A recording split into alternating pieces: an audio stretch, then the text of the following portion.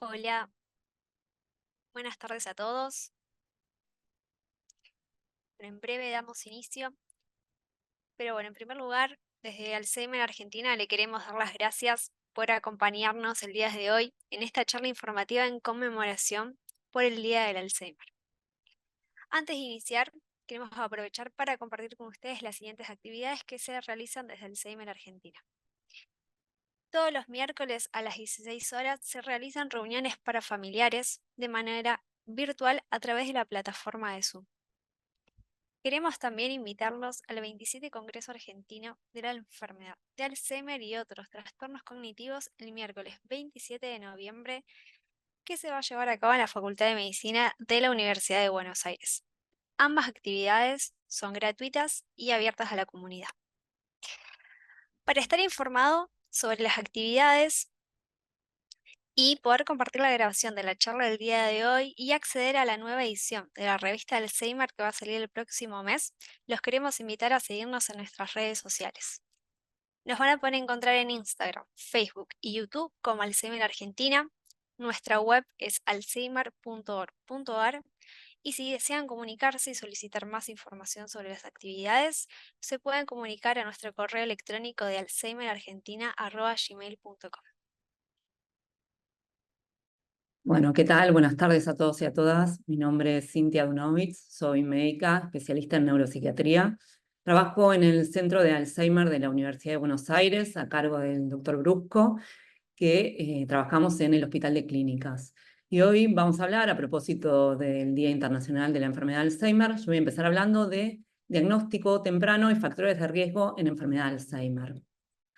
Sabemos hoy en día que la enfermedad de Alzheimer constituye una de las principales causas de demencia. De hecho, constituye más del 60% de las causas de demencias. Entendemos demencias como un síndrome clínico que se caracteriza por síntomas cognitivos y o síntomas conductuales, y que estos síntomas cognitivos, sean estos déficit de memoria, déficit de atención, trastornos ejecutivos, y los síntomas conductuales, desde irritabilidad, apatía o depresión, tienen que tener impacto funcional. Es decir, tienen que afectar la vida y las actividades cotidianas del individuo que las padece.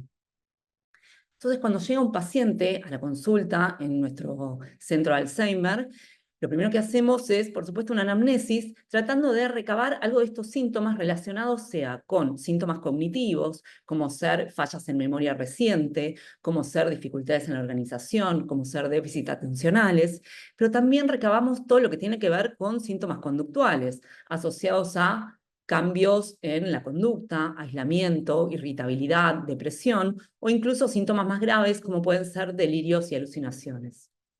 Nuestro protocolo también de abordaje en cuanto a exámenes complementarios tiene que ver con una imagen cerebral, principalmente, y si puede ser, preferentemente, una resonancia magnética con cortes temporales en los cuales vamos a poder ver de manera nítida algo del parénquima cerebral y el nivel de adelgazamiento o disminución de volumen que tenga.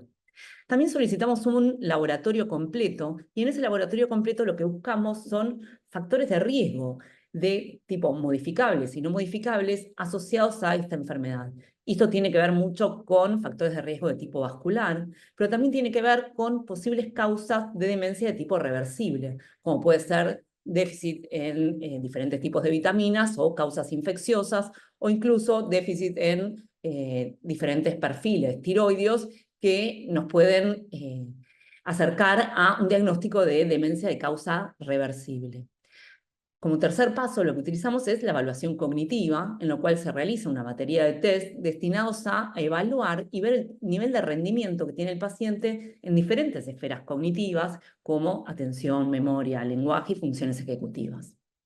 Entonces entendemos a la enfermedad de Alzheimer como la principal causa de un síndrome demencial y como un trastorno neurodegenerativo en el cual se produce una muerte neuronal acelerada y que este es de comienzo lento, de evolución lenta, pero de carácter progresivo y de características de tipo irreversible, en lo cual se va produciendo lentamente el depósito de una proteína de tipo anómala que se llama beta-amiloide a nivel extracelular, pero también otra proteína que aumenta su nivel de fosforilación y se produce su depósito a nivel intracelular que se llama tau. Este proceso patológico de depósito de proteínas anómalas o mal plegadas, etcétera, comienza muchísimo antes del inicio de síntomas. Y eso, el entendimiento de la enfermedad de carácter lento y dimensional, nos hizo repensar algo de la clínica de la enfermedad de Alzheimer. Entendiendo que existen factores de riesgo de tipo no modificables, como tiene que ver la edad. La edad es uno de los principales factores de riesgo asociados a enfermedad de Alzheimer. Sabemos que su incidencia aumenta y se duplica a partir de los 65 años, pudiendo llegar a un 30% en individuos de 90 a 94 años, y que este factor de riesgo, por supuesto, constituye un factor de riesgo de tipo no modificable. Esto que veníamos diciendo, la enfermedad se trata del depósito de proteínas anómalas, tanto a nivel extra como intracelular. Y este depósito de proteínas anómalas está determinado un poco por la edad y un poco por cierta predisposición genética. Y decimos, este depósito de proteínas anómalas se empieza a producir 20 años antes de que empiecen los síntomas, de que empiecen incluso las fallas cognitivas leves.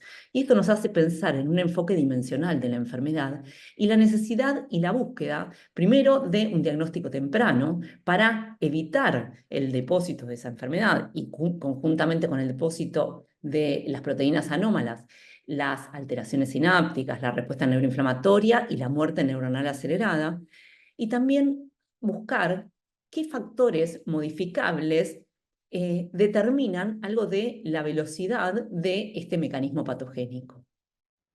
Entonces nos metemos con un concepto dimensional de la enfermedad, entendida esta con una etapa preclínica en la cual ya se ha empezado a producir el depósito de estas proteínas anómalas, pero el paciente no presenta síntomas. Y esto comenzó 15 a 20 años antes de que el paciente manifieste o exprese algún tipo de falla, sea cognitiva y o conductual.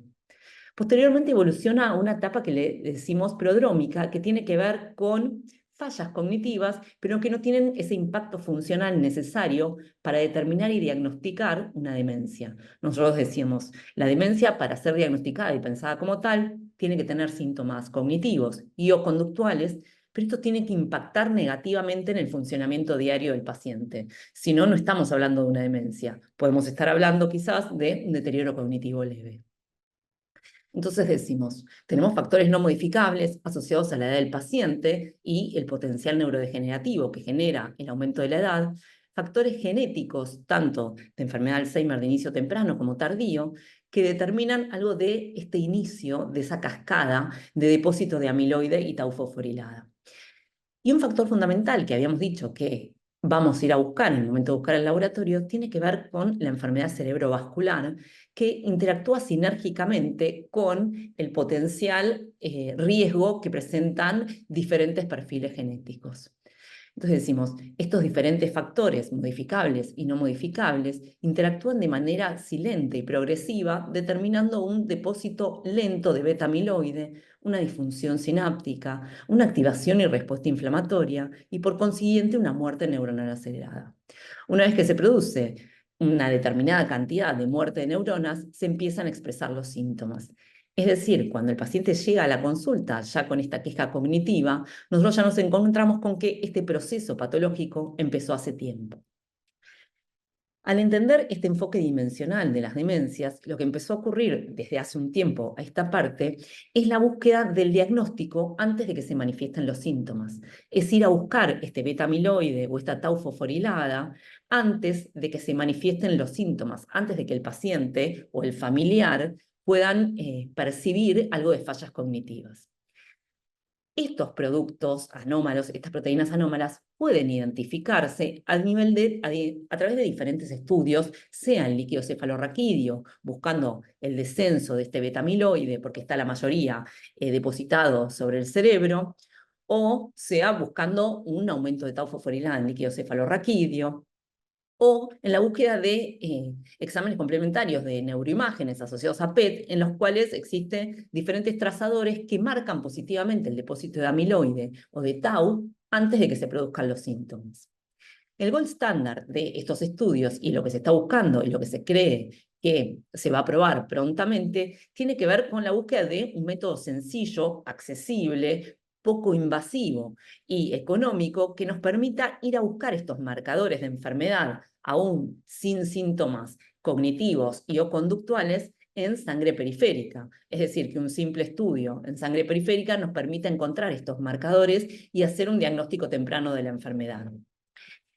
Diferentes estudios demuestran que estamos muy cerca de esto a través de la búsqueda de tau fosforilada en sangre. Por supuesto, todavía no está aprobada, pero los últimos congresos internacionales de Alzheimer nos muestran que es muy posible que en los próximos años nos encontremos ante la posibilidad de hacer estos diagnósticos de biomarcadores en sangre periférica. Por ahora solo encontramos con cierta accesibilidad limitada, sea por sus mecanismos invasivos o sea por sus altos costos, de estos estudios en líquido cefalorraquídeo o a través de neuroimágenes como el PET. Entonces decimos, hay factores de riesgo no modificables que están asociados a nuestra predisposición genética. Y ahí tenemos diferentes escenarios dependiendo de genes que aumentan el riesgo de enfermedad de Alzheimer de inicio temprano. Y estos son la menor parte, ¿no?, de estas mutaciones genéticas que lo que predisponen son a enfermedad de Alzheimer que pueden iniciar a los 20, 30 o 40 años y que se tratan de mutaciones poco frecuentes, pero de carácter autosómico dominante. Distinto es el Alzheimer que vemos frecuentemente y diariamente en nuestro consultorio, que tiene que ver con diferentes genes, sobre todo el principal gen es el APOE4, que está asociado a un aumento del riesgo de desarrollar Alzheimer. Y ese aumento del riesgo que imprime la presencia de APOE4, sea en su carácter homocigota, es decir, APOE4/4, o con sus diferentes variantes, aumenta con la edad. Y este sí es un estudio simple que sí se puede identificar en sangre periférica. No determina, no es una sentencia de la enfermedad de Alzheimer, pero sí aumenta el riesgo de la enfermedad. Esta APOE4 es una proteína muy conocida por nosotros, que se encarga, entre otras cosas, del transporte de lípidos, que se encarga también del clearance, es decir, de la limpieza de proteínas anómalas que se generan en el cerebro. Esta proteína, al tener un cambio en un aminoácido en una posición determinada, lo que genera es un pliegue distinto y esta conformación distinta que tiene esta proteína determina que esta limpieza que realiza de proteínas a nivel cerebral no sea tan eficiente como lo hacen sus otras variantes. Distinto es el caso de enfermedad de Alzheimer de inicio temprano, en el cual estas mutaciones en presenilina 1, presenilina 2 o proteína precursora amiloide sí determinan, sí o sí, una mutación en estas proteínas, la expresión clínica de la enfermedad. Pero entonces hablamos de factores de riesgo no modificables que tenían que ver con la genética y la edad. Y principalmente cuando hablamos de enfermedad de Alzheimer de inicio tardío, estamos hablando de la presencia principalmente de APOE4. Y APOE4 también lo que hace es imprimir un efecto potenciador de los demás factores de riesgo modificables. Y fíjense, cuando hablamos de los demás factores de riesgo modificables asociados a enfermedad de Alzheimer, muchos de ellos también son factores de riesgo de enfermedad vascular, entendiendo también una dinámica bidireccional entre enfermedad cerebrovascular y enfermedad de Alzheimer. Es decir, la presencia de enfermedad cerebrovascular aumenta el riesgo de enfermedad de Alzheimer. Pero fíjense qué interesante, porque la presencia de APOE4 aumenta el riesgo de enfermedad cerebrovascular y por lo tanto también aumenta el riesgo de enfermedad de Alzheimer. Cuando nos metemos en factores de riesgo modificables, hablamos y nos metemos en un escenario fundamental para nosotros en enfermedad de Alzheimer, que tiene que ver la búsqueda de prevención primaria asociada a la enfermedad. Y nosotros decimos, el abordaje temprano de estos factores de riesgo modificables lo que hacen es enlentecer, retrasar el inicio de la enfermedad o incluso impedir que se exprese. Y fíjense que hablamos de hipertensión arterial, entendiendo esta con factores elevados, por supuesto por encima de 12 y 12,8, y que tiene que ver con la hipertensión arterial y el efecto que tiene también en la indemnidad endotelial. ¿Cómo afecta eso la salud de los vasos y la salud del endotelio? Y cómo esa salud del endotelio dañada determina también una peor limpieza de estas proteínas anómalas, un depósito acelerado de las mismas y una expresión más temprana de la enfermedad. También hablamos de la diabetes, y la diabetes, sobre todo la diabetes tipo 2, la diabetes tipo 2 no controlada, por supuesto sin el abordaje apropiado, tanto farmacológico como de medidas nutricionales y ejercicio físico, duplica el riesgo de la enfermedad de Alzheimer, tanto a través de la vía vascular, porque sabemos que la diabetes produce un daño vascular temprano, también como vías no vasculares que tienen que ver con el metabolismo neuronal y como tiene que ver también con la respuesta neuroinflamatoria que genera estas alteraciones metabólicas. Hablamos de la homocisteína, que también es un producto del metabolismo de aminoácidos y que también es un factor de riesgo de enfermedad cerebrovascular. ¿Sí? Una homocisteína es un aminoácido que aumenta conjuntamente y que conlleva a aumento del riesgo de enfermedad cerebro y cardiovascular y que puede ser tratada con la indicación de vitamina B12. Metemos también con el antecedente de traumatismo craneal. Y ahí nos metemos con diferentes actividades, como puede ser la actividad pugilística, como puede ser el antecedente de accidentes automovilísticos, etcétera, y cómo el traumatismo craneal también determina una respuesta neuroinflamatoria que acelera el proceso de muerte neuronal programada. Y nos metemos con factores protectores o factores de resiliencia que tienen que ver con la enfermedad de Alzheimer y tienen que ver con el ejercicio aeróbico, que ha disminuido, ha demostrado claramente disminuir el riesgo de enfermedad de Alzheimer al también modular algo de la respuesta neuroinflamatoria que pueden generar otros factores de riesgo. Colesterol, tabaquismo, que son factores de riesgo, lo habíamos visto en diferentes estudios, como estudio de Framingham, etcétera, factores de riesgo que han demostrado aumentar el riesgo de enfermedad cerebrovascular, también aumentan el riesgo de enfermedad de Alzheimer.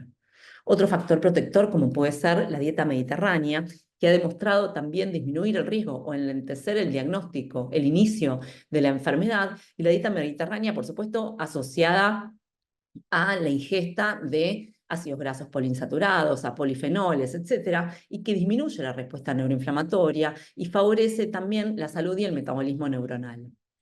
Fíjense qué diferentes factores de riesgo encontramos. Hablamos de factores de riesgo vasculares, hablamos de traumatismo craneal y hablamos ahora de depresión. Es ya para nosotros conocida la relación bidireccional que existe entre la depresión y la demencia. La depresión es factor de riesgo de demencia y la demencia es factor de riesgo de depresión. Nosotros cuando empezamos esta charla dijimos, la demencia se define como síntomas cognitivos y o conductuales. Y uno de esos síntomas conductuales puede ser inicialmente incluso trastornos anímicos.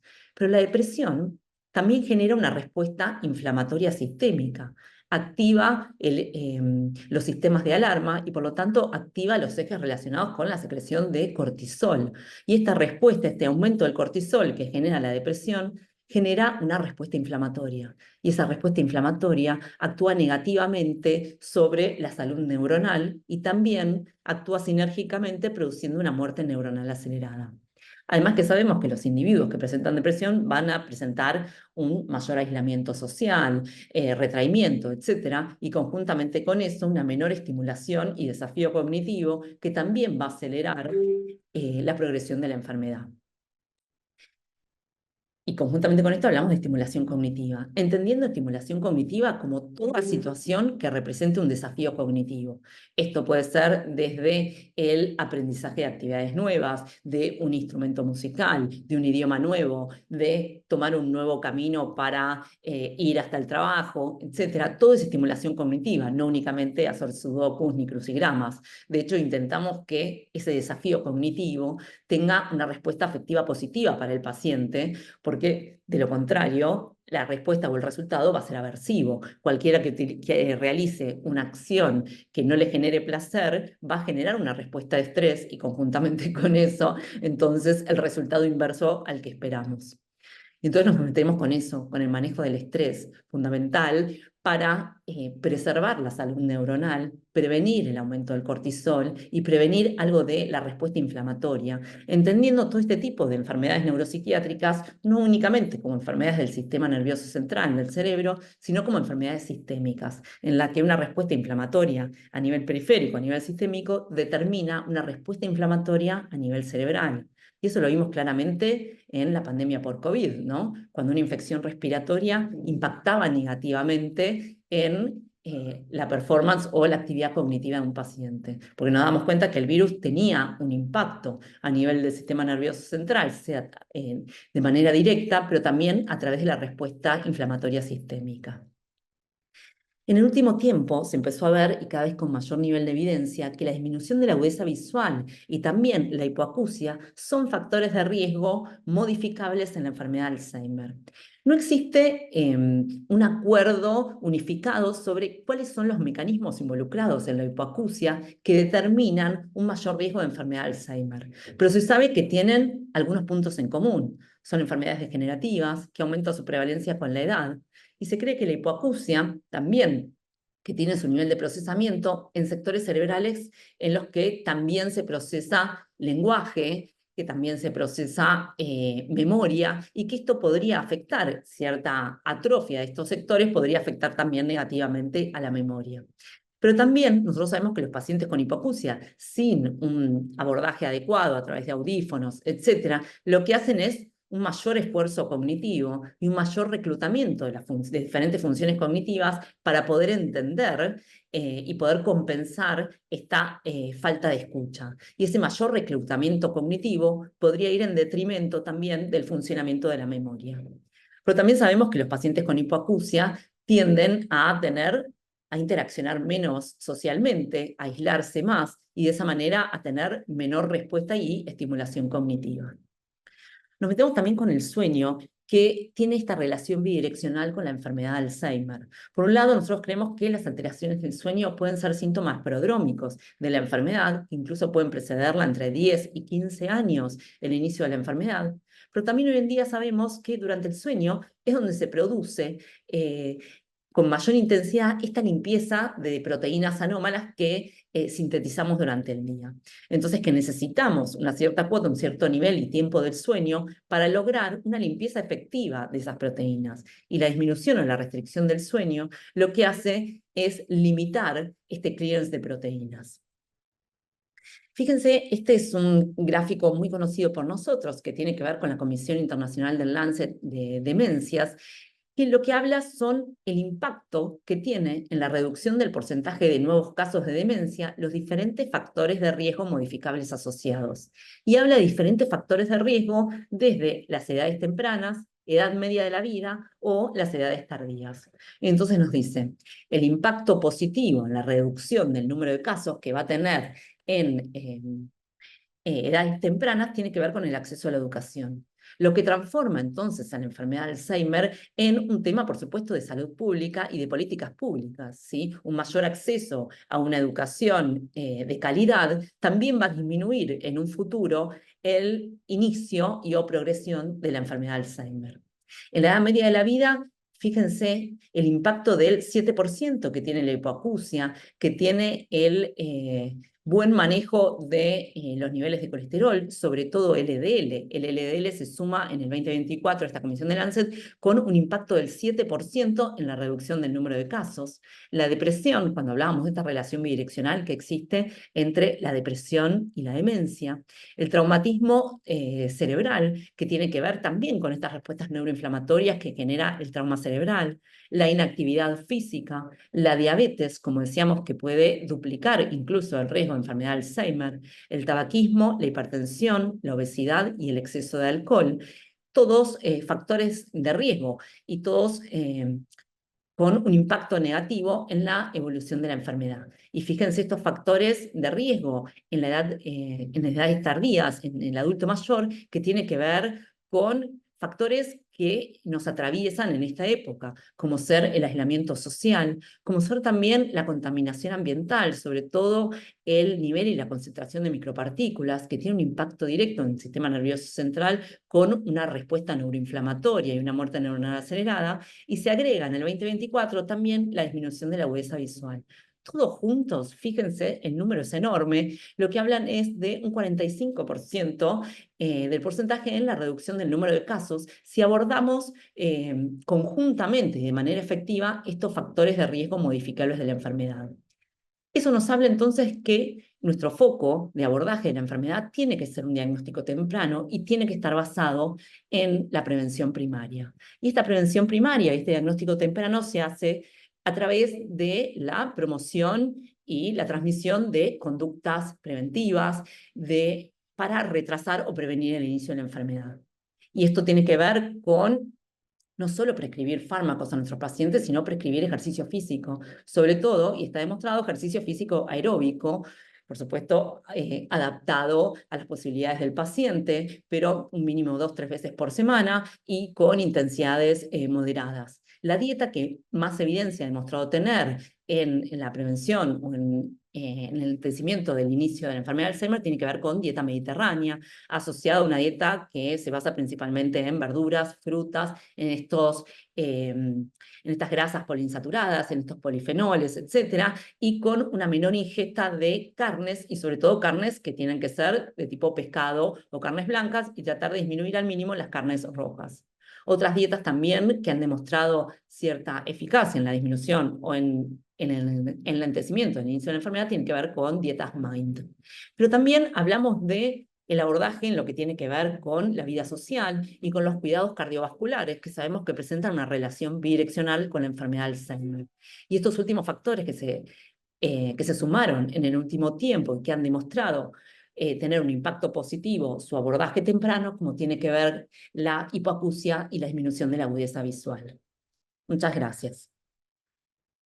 Bien, seguimos, si les parece, entonces con nuestra siguiente charla, que está a cargo de la licenciada Sandra Germani, que es especialista en neuropsicología y que nos va a hablar de estrategias de comunicación en enfermedad de Alzheimer. Bueno, les doy la bienvenida en nombre de Alzheimer Argentina. Yo soy Sandra Germani, soy neuropsicóloga, coordino el equipo de neuropsicología y neurorehabilitación de CALUBA, que es el centro de Alzheimer de la UBA, en el Hospital de Clínicas. Trabajo también, soy miembro de Alzheimer Argentina y bueno, en conmemoración justamente del Día del Alzheimer, proponemos estas charlas abiertas junto con la doctora Dunovich. Yo voy a hablar básicamente de estrategias de comunicación justamente en pacientes con enfermedad de Alzheimer, que es un tema recurrente que escuchamos por parte del entorno del paciente, de los cuidadores formales y no formales, justamente como para ver un poco la idea de qué es la enfermedad, ya lo fue desarrollando Cintia. Es importante entender justamente que hay distintas estrategias para comunicarnos, justamente como la enfermedad de Alzheimer va teniendo toda una fase degenerativa, ¿no? Se van perdiendo habilidades, justamente una de las habilidades que se va perdiendo tiene que ver con el lenguaje. Hay dificultades justamente en la interacción, en la comunicación con el paciente empieza a tener justamente toda una serie de dificultades, entonces parte del objetivo de esta charla tiene que ver con poder comprender estas dificultades. A veces nosotros escuchamos como hay cosas que funcionan y hay cosas que no. El entorno del paciente a veces descree de que realmente tiene un problema y piensan que les está haciendo un chiste o que se acuerda de lo que quiere o que puede hacer algunas cosas y otras no. Justamente, bueno, ahora vamos a ir desarrollando que hay características especiales de cada etapa de la enfermedad que hacen que a veces algunas cosas se puedan y otras no. Después, justamente vamos a dar algunos tips o algunas sugerencias justamente para cada etapa de la enfermedad en relación a esto de poder mejorar la interacción, el vínculo, el diálogo con el paciente y obviamente brindar estrategias de apoyo emocional y práctico, no solo al entorno, a los cuidadores, a la familia, sino a los profesionales también, ¿no? Que los profesionales también tenemos que interactuar con los pacientes y a veces, bueno, hay cierta dificultad y hay que ir viendo justamente cómo nos tenemos que ir adaptando al avance de la enfermedad. Para poder introducirnos al tema, parte de esto ya lo mencionó Cintia, pero lo voy a recorrer rápidamente. Cuando hablamos de Alzheimer, ¿de qué estamos hablando? Justamente estamos hablando de una enfermedad que es neurodegenerativa. ¿Qué quiere decir?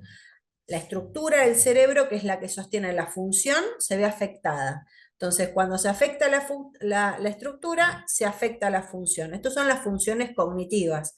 Nosotros si tenemos que hablar de enfermedad de Alzheimer, lo primero que uno relaciona como síntoma es la pérdida de memoria.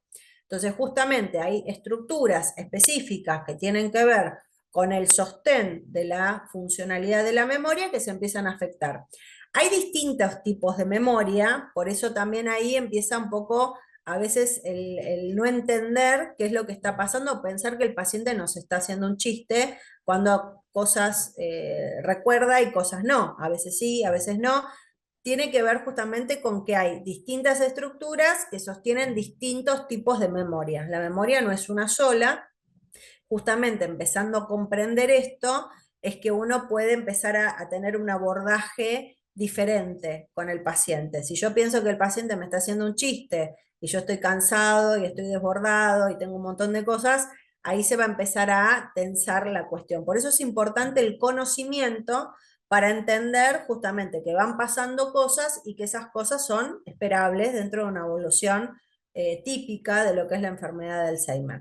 Justamente hay un inicio de la enfermedad con síntomas, como bien dijo Cintia, cognitivos, que por lo general tienen que ver, y lo más visible es la pérdida de memoria, pero también empiezan a pasar otras cuestiones en relación al lenguaje, en relación a la velocidad de procesamiento, en relación a la organización, puede haber alguna desorientación en el tiempo, bueno, pueden pasar, digamos, distintas cuestiones, pero ya les digo, lo que más está asociado con la enfermedad y el inicio de la enfermedad de Alzheimer son los problemas de memoria y esta memoria reciente, es esta memoria del momento, ¿no? Dónde dejé la llave, qué venía a hacer a la habitación, o salí a la calle y de repente no sé qué hacer, bueno, entonces justamente como es un avance que va afectando a distintas estructuras, se van afectando distintas funciones. Con lo cual tenemos distintas fases de la enfermedad.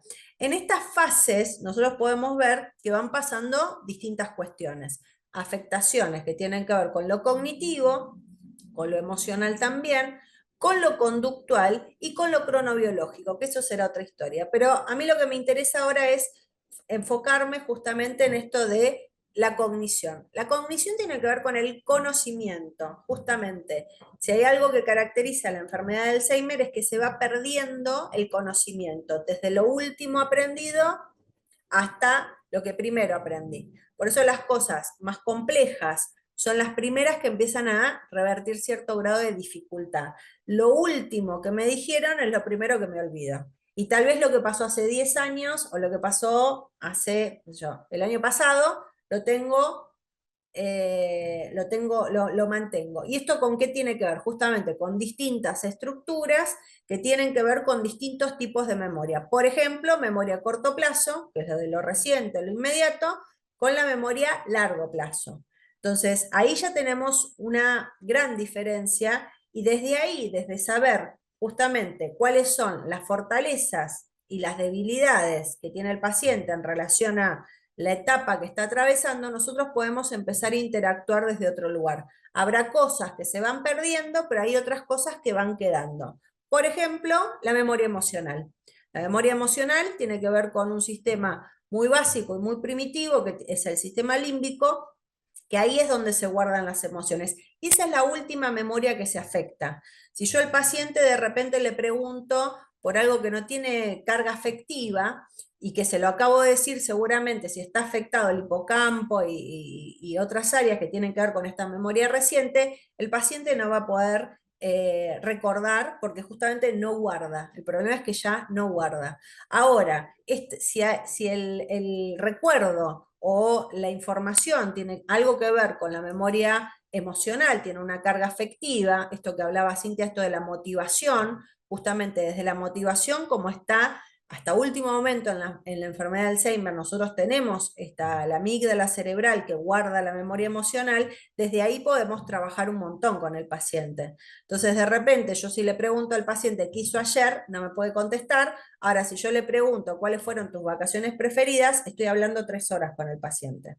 Ahí ya les empiezo a dar como cierta pauta para comprender, porque justamente parece que si no se acuerda lo que pasó en lo reciente, no se puede hablar o no se puede interactuar, y ahí se empieza a generar cierto tipo de conflicto. Entonces, justamente parte de este deterioro va a impactar en el diálogo, en la comunicación, en los vínculos, justamente en la relación con el entorno, y va a afectar justamente, básicamente, la capacidad también del lenguaje, que tiene que ver con poder comprender y expresarse. A lo largo de la enfermedad nosotros vamos a ir viendo que el paciente justamente va perdiendo habilidades del lenguaje, que el lenguaje no es solo el habla, sino que va más allá, hay un lenguaje gestual, un lenguaje no verbal, que justamente se mantiene a lo largo de prácticamente toda la enfermedad. Y después esto también de empezar a darse cuenta que el paciente también, como parte del deterioro cognitivo, empieza a dejar de comprender tal vez cosas complejas, ¿no? Cosas difíciles, cosas nuevas. ¿Por qué? Porque no guarda información.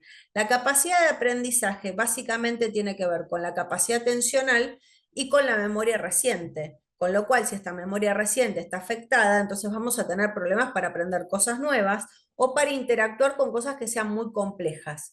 Para explicarlo sencillo, todo lo que en el Alzheimer se pierde, en un modelo de retrogénesis donde se va perdiendo desde lo último aprendido hasta lo primero aprendido, piénsenlo en un niño, cómo un niño va construyendo justamente su conocimiento, su cognición. Entonces es el camino inverso, justamente el camino inverso. Entonces esto, al principio el niño no habla, pero comprende. Si uno le da una orden simple, si le dice algo, le muestra una sonrisa, puede interactuar con el niño y el niño no habla y entiende todo. Si yo le digo al niño, anda a buscar el oso de peluche que está en el cuarto de tu hermana, el niño va y me trae el oso de peluche. Con lo cual, el lenguaje es función cognitiva porque justamente primero está el pensamiento y después está el lenguaje, que como les dije antes, no es solamente el habla, sino tiene que ver también con esta gestualidad, que desde ahí también nos vamos a sostener como para poder interactuar con el paciente cuando ya justamente el habla esté afectado. Básicamente se afecta esto de la comprensión, que justamente tiene que ver con una profundidad del lenguaje y esto de expresarse. A veces empiezan a faltar palabras, ¿no? Es algo habitual ver en los pacientes las anomias, estas dificultades para nombrar tal vez objetos, ¿no? Puede decir eso de 4 patas que está en la cocina, pero no puede decir silla. Justamente se empieza a perder algo del lenguaje, después se empieza a perder justamente esto de la gramática, el sentido, el conocimiento profundo. Bueno, justamente el lenguaje como función es una función compleja que implica determinado tipo de variables. También se empieza a afectar la fluencia. El paciente está verbaliza menos, dice menos cosas, dice frases más cortas, y justamente ahí uno también puede empezar a identificar que hay algo del lenguaje que se está afectando. Esto de conocer justamente qué es lo que pasa, nos ayuda justamente a diseñar una estrategia de abordaje más eficiente. Si yo no conozco justamente estas particularidades, voy a enojarme cuando el paciente no se acuerda o cuando el paciente no le sale la palabra o no le sale el nombre. Justamente si yo entiendo, puedo empezar a armar una estrategia que sea más eficiente en este abordaje de esta situación.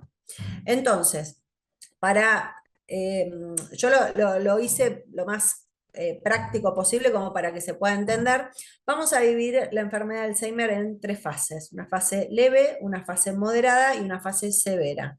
Dentro de lo leve, algunas cuestiones estuve nombrando, justamente cómo comienza, algunos olvidos, justamente olvidos de lo reciente, dificultades tal vez para organizarse, para planificar, cierta desorientación en el tiempo, cierta lentitud verbal, tal vez puede hacer tareas, pero uno nota que tal vez está más lento. Esto también tiene que ver con la fluencia verbal, habla más lento. Dificultades tal vez esto para nombrar, dificultades para hallar palabras, nombres de personas, de objetos, justamente para nominar.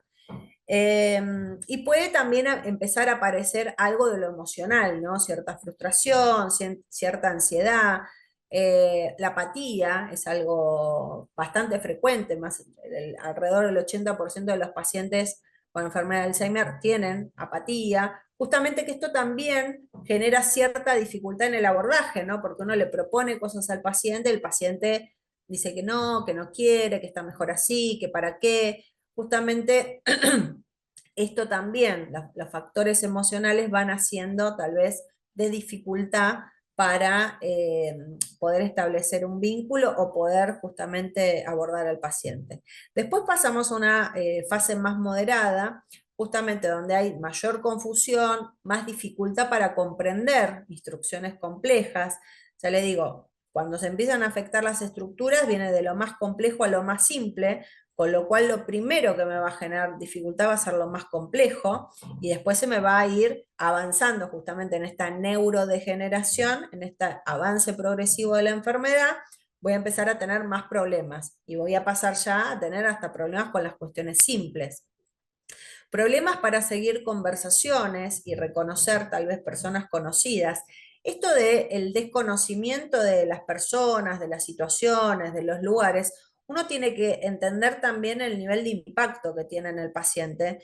Nosotros estamos tranquilos y calmados, estamos en una charla, ustedes saben quién soy yo, qué estoy haciendo, saben dónde están, saben dónde van a ir. Hay todas unas coordenadas de la realidad que uno, es información en línea que uno tiene, y eso lo calma. Justamente estos pacientes empiezan a perder estos puntos de referencia, y justamente en esta confusión, en esto, qué día es, dónde estamos, para qué, quién sos vos, ¿no? Este tipo de cuestiones empiezan a hacer que el paciente también empieza a tener todo un malestar y una actitud a veces hostil, a veces agresiva. Ustedes piensen que la agresión es un mecanismo de defensa, entonces al no saber qué es lo que está pasando, ¿no? Por eso también es parte de establecer un buen vínculo con el paciente, el poder dar referencia, aunque sea reiterativa, para que el paciente justamente se calme. Si el paciente está calmado, podemos interactuar de una manera mucho más funcional.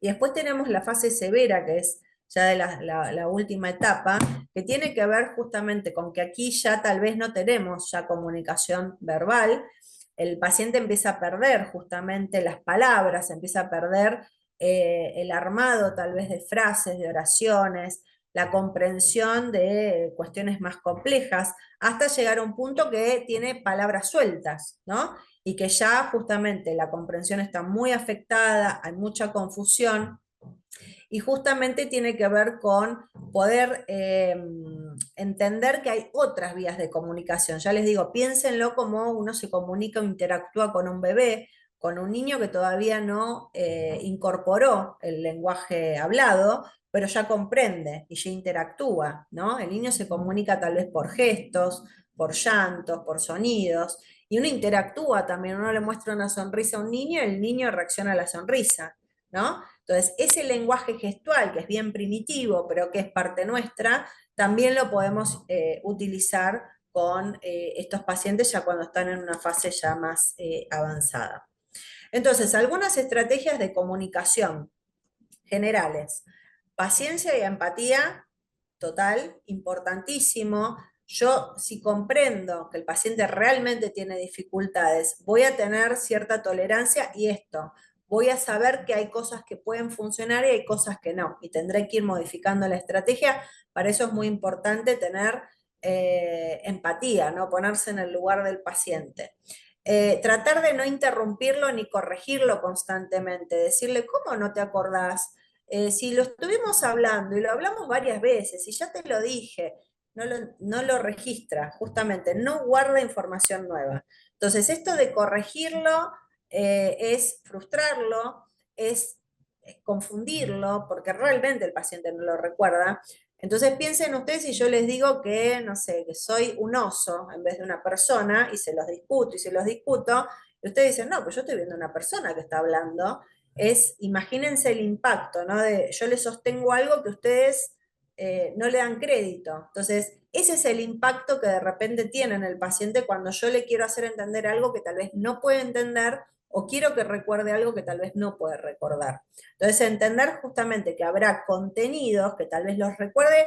El contenido que tiene carga emocional seguramente se recuerda mucho más que el contenido que es mañana hay que pagar el gas. Eso seguramente no lo va a recordar. Ahora, mañana es el cumpleaños de tu sobrina preferida y vamos a ir a comer la torta que a vos te gusta y te voy a venir a buscar. Eso seguramente puede ser que lo recuerde.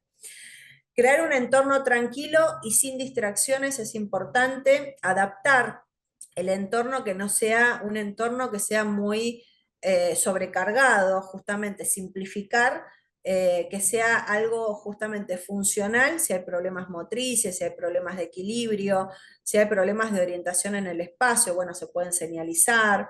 También esto de armarle un espacio al paciente que le resulte confortable y más que nada funcional. El uso del lenguaje sencillo y claro es fundamental. cosas muy largas y muy complejas, el paciente ya llega un momento que no las entiende. Justamente evitar ese tipo de frases largas y complejas, usar frases cortas, simples, claras, órdenes en un paso. Hay que hacer esto, termina de hacer esto, hay que hacer lo otro. Digamos, vamos, si primero tenés que hacer esto, después tenés que hacer lo otro, después se perdió el paciente, no registra, no se acuerda, no entiende, se frustra. Evitar preguntas abiertas, justamente, tratar de proponerle una pregunta donde el paciente pueda optar por sí o no, algo simple, justamente, sin que tenga que elaborar. Ese elaborar una respuesta es mucho trabajo cognitivo y requiere de mucha estructura, y tal vez esa estructura ya está afectada. Entonces, cuando uno ya le digo, ¿tenés ganas de comer ahora? Sí. ¿Qué comerías? Y le doy muchas opciones, el paciente ya se perdió. ¿Qué comerías? Milanesa, ensalada, ya se perdió. Entonces, ¿querés comer ahora? Sí. ¿Te gustaría comer milanesa? Sí. Listo, lo resolvimos. ¿Sí? Bueno, estrategias, entonces vamos a hablar de algunas estrategias puntuales justamente para la etapa leve. La validación emocional. La validación emocional es súper importante porque justamente le va a asegurar al paciente que si se olvida algo, uno lo puede contener, lo puede comprender. Justamente esto de estarlo cuestionando, de estarlo interrogando, de tal vez exigirle por demás, que a veces también a los cuidadores, más si son cuidadores que tienen un vínculo afectivo con el paciente, les duele que el estado del paciente, y a veces quieren como que esto no esté sucediendo, ¿no? Que también tiene que ver con parte de aceptar para no confrontar con el paciente porque no nos lleva a nada bueno.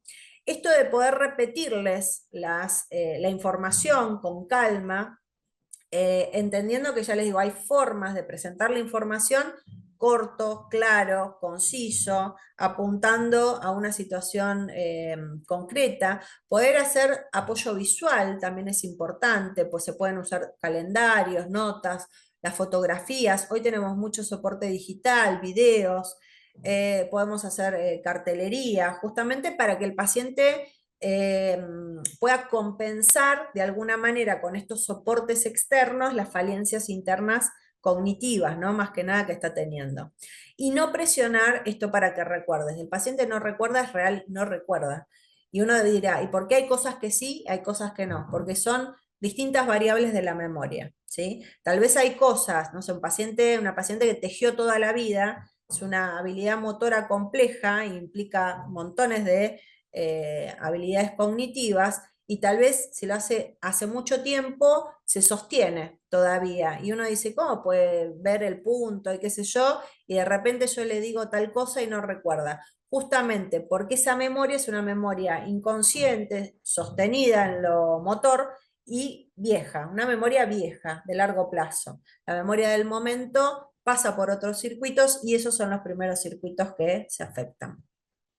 Después vamos a hablar de algunas estrategias justamente para la etapa moderada. Acá ya tenemos que empezar a utilizar justamente uso de gestos y señales no verbales.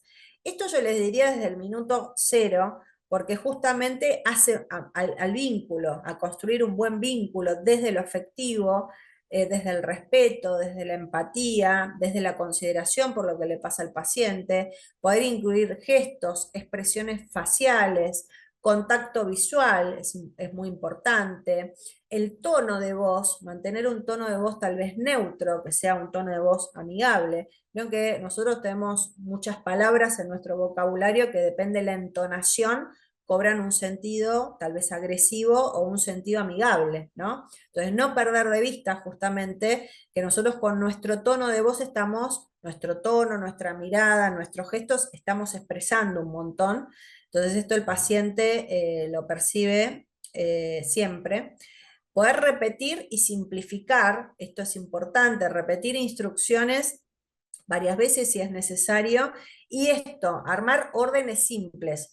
No hay que decirle al paciente, bueno, tenemos que salir a la calle, te tenés que poner la camisa, te tenés que poner el pantalón, después te tenés que poner los zapatos marrones con las medias azules y ponete una bufanda porque el paciente ya se perdió. Entonces, si yo al paciente digo, bueno, ponete el pantalón, ¿qué pantalón? El azul.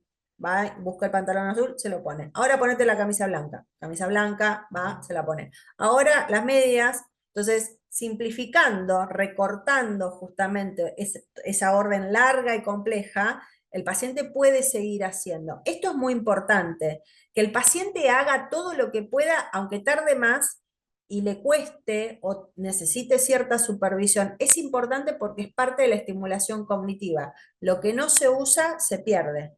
Con lo cual, si el paciente tarda media hora en cambiarse, pero lo puede seguir haciendo, hay que hacerle soporte para que lo haga el paciente, no ir a hacerlo por el paciente, porque ya les digo, si deja de hacer algo, después no lo va a poder hacer más, se pierde, ¿sí? Fomentar la calma es algo muy importante, justamente evitar generar justamente ansiedad, permitir justamente el descanso. Hay días mejores y hay días peores para los pacientes. Hay días que el paciente se va a sentir o va a estar más en equilibrio, más abierto, y hay días que tal vez no, y eso también lo tenemos que comprender. Hay momentos que son de mucha confusión, de mucha frustración o de malestar incluso físico. De eso también uno lo tiene que comprender. Si el paciente no está en condiciones de hacer alguna actividad, incluso sostener una charla o una interacción, hay que también respetarlo. Después, mantener actividades justamente comunicativas simples, esto de conversaciones sobre temas conocidos, sencillos, tratar de no entrar en temas, digamos, problemáticos, justamente tratar de proponer conversaciones que mejoren el ánimo y mejoren el vínculo. Y estrategia justamente para la etapa severa. Esta es la etapa tal vez más compleja porque justamente es donde mayor deterioro tiene el paciente, ya no solo a nivel cognitivo, conductual, sino físico también. Y acá ya entramos en la comunicación no verbal de lleno, justamente el contacto físico, el contacto vía los sentidos, esto digamos, los abrazos, el tacto, las caricias, la sonrisa, lo visual, lo auditivo, lo olfativo, lo gustativo, todo lo que tenga que ver con los sentidos está presente en esta etapa y justamente comunica. Todo lo que nosotros hacemos comunica. El ambiente tiene que tener características predecibles, justamente esto de modificar, mover cosas del lugar, ambientes muy sobrecargados, justamente no funcionan bien con estos pacientes. Poder crear justamente una rutina que le dé seguridad y confianza dentro de lo conocido. La estimulación sensorial, como ya les dije, se puede utilizar música, olores conocidos, fotografías, todo justamente con un tinte positivo, ¿no? Validar justamente las emociones. Si la persona, por ejemplo, dice algo que es incoherente, es importante reconocer si le genera dolor, ansiedad, inquietud, en lugar de corregirlo, y decirle, no, está mal esto que te pasa, justamente poderle validar si es que no se siente bien o si es que hay algo que no está funcionando para el paciente. Entonces, algunos ejemplos prácticos, dije algunos, voy a decir otros más, para cada etapa. Por ejemplo, en la etapa leve podemos hablar de situaciones que tienen que ver con historia familiar, ahí está el afecto, con apoyo de fotos, de videos, hablar de un día especial, vacaciones, primer día de clases, no sé, casamiento, ¿no? Algún evento que sea importante justamente con la carga afectiva del paciente y que sea del largo plazo, que esa memoria en esta etapa está conservada. La etapa moderada, ahí hablábamos de dar instrucciones simples para poder realizar actividades de la vida diaria, esto como vestirse, como comer, el aseo personal, tal vez el orden de la habitación, del cuarto, con frases cortas, claras. Acá ya se requiere cierto tipo de monitoreo y supervisión porque el avance de la enfermedad hace que el paciente tal vez solo ya se le dificulte hacer algunas cosas. Y en la etapa severa justamente usar tal vez canciones, fotografías, ¿no? Estímulos que tengan carga emocional, porque esa es la memoria, la última que se pierde, la de la amígdala, que es la memoria justamente emocional. El rol del cuidador es súper importante, súper importante. Acá hablamos de cuidadores formales, están contratados justamente para cuidar al paciente, y cuidadores informales que tienen que ver con parte del entorno del paciente, la familia, amigos, vecinos que colaboran.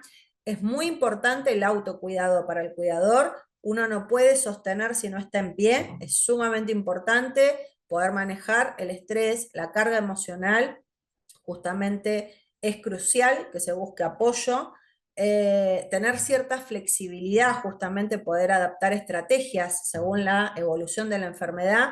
Algo que nos funciona al principio va a llegar un momento que ya no nos va a funcionar más y tenemos que justamente, conociendo este cambio, modificar la estrategia, porque si no, no nos va a ir bien, y establecer redes de apoyo. Las redes de apoyo son sumamente importantes justamente para el enfrentar esta situación que tiene una carga sumamente alta.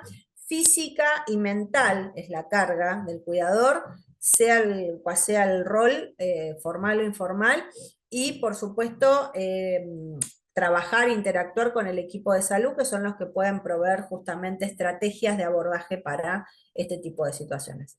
Como conclusión, justamente la comunicación con los pacientes que tienen enfermedad de Alzheimer va cambiando justamente a lo largo de la enfermedad, por eso las estrategias deben centrarse en lo simple y en el conocimiento justamente de esta evolución para ir modificando las estrategias. Es fundamental la empatía, la paciencia, la validación emocional, porque al paciente le pasan cosas y realmente lo padece. Y como mensaje final les puedo dejar esto de que la comunicación sigue siendo posible incluso en las etapas finales, aunque uno tiene que modificar la forma y la estrategia. Muchas gracias.